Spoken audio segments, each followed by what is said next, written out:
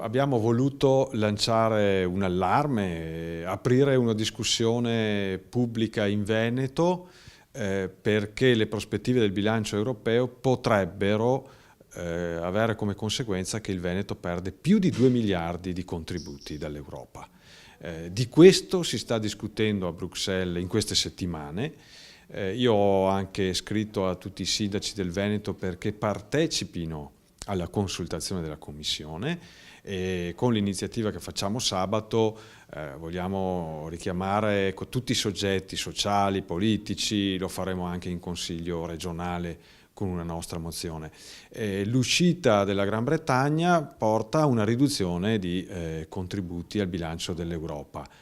Che Europa vogliamo? Quanto importanti sono i fondi europei per il Veneto? Secondo noi sono importanti e dobbiamo fare di tutto perché rimangano.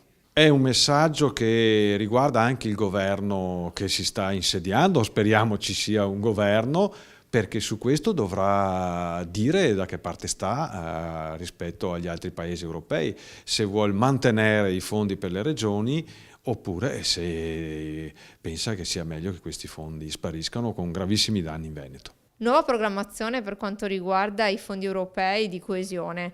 Il rischio è quello che dall'Europa non ci arrivi più niente per quanto riguarda la formazione professionale, per quanto riguarda il lavoro, per quanto riguarda quelli che sono incentivi, per esempio per l'acquisto di macchinari, per quanto riguarda l'agricoltura, per quanto riguarda la ricettività. Questo è un rischio altissimo per tutte quelle che sono delle regioni sviluppate e forse anche per tutta l'Italia. Questo è un alert che è arrivato da una delle ultime riunioni che ci sono state in Europa, in cui sembra che questi fondi vogliano essere destinati solo ai paesi più deboli, quindi parliamo per esempio del sud della Spagna o dell'est dell'Europa. L'altro scenario è che arrivino in parte in Italia ma solo alle regioni del sud, che sono le regioni in questo momento con maggiori difficoltà.